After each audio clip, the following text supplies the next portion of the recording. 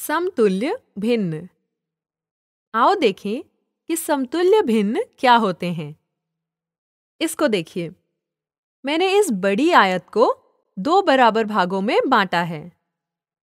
एक भाग को रंग कर दिया है, इसलिए इस भाग को भिन्न में मैं कैसे लिखूंगी? मैं लिख सकती हूं 1/2। अब यहां उतनी ही दूसरी आयत है, परंतु उसे 4 बराबर भागों में बांटा है और 2 को रंग किया गया है। तो मैं इसको कैसे लिख सकती हूं? 2/4।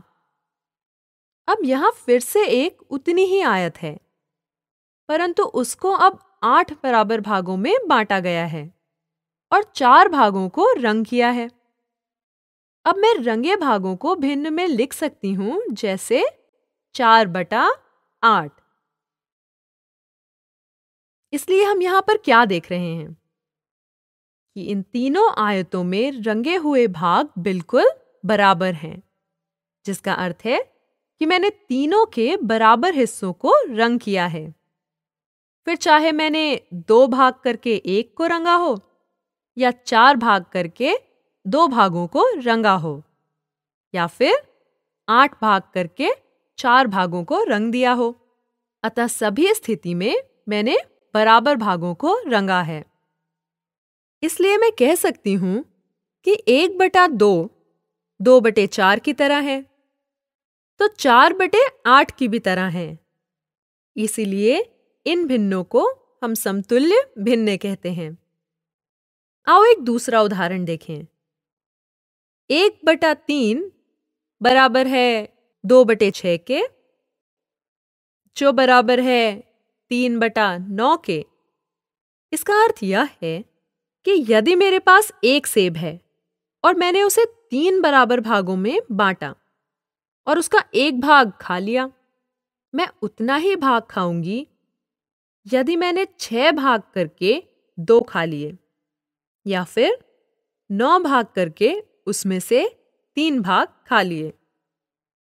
अब यहां एक और उदाहरण है, 2/5, जो कि बराबर है 4/10 के। अब प्रश्न यह है कि क्या हमारे पास कोई भी रास्ता नहीं है जिससे हम दिए गए भिन्न से उसके समतुल्य भिन्नों को निकाल सकें? हाँ। अब यहां 1/2 या आधे को देखिए। मैं अंश और हर को एक ही संख्या से गुणा करती हूं। जैसे 2 से गुणा किया तो मुझे मिला 2/4, जो कि 1/2 के समतुल्य है। और इसी तरह नई भिन्न के अंश और हर को फिर से 2 से गुणा करें तो आपको मिलेगा 4/8। इसका अर्थ है कि यदि हम किसी भिन्न के अंश और हर को एक ही संख्या से गुणा करेंगे तो हमें उस संख्या का समतुल्य भिन्न मिलता है। अब यहां एक और उदाहरण है, जैसे 1/3।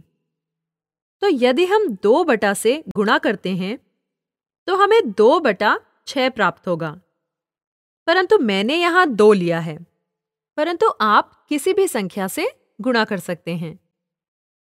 जैसे मैंने 10 से 1/3 के अंश और हर को गुणा किया तो मुझे 10/30 मिलेगा, जो कि 1/3 का समतुल्य भिन्न है।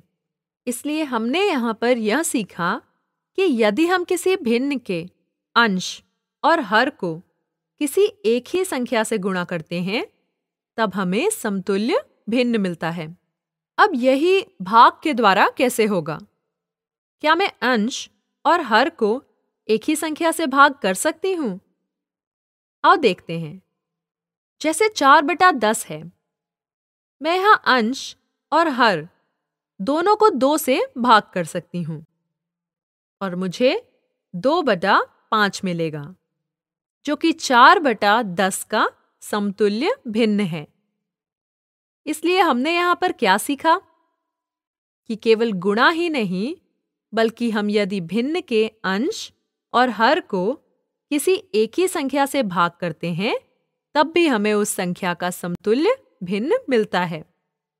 अब जब आप गुणा और भाग कर रहे हैं, तो क्या भिन्न की कीमत बदल जाएगी?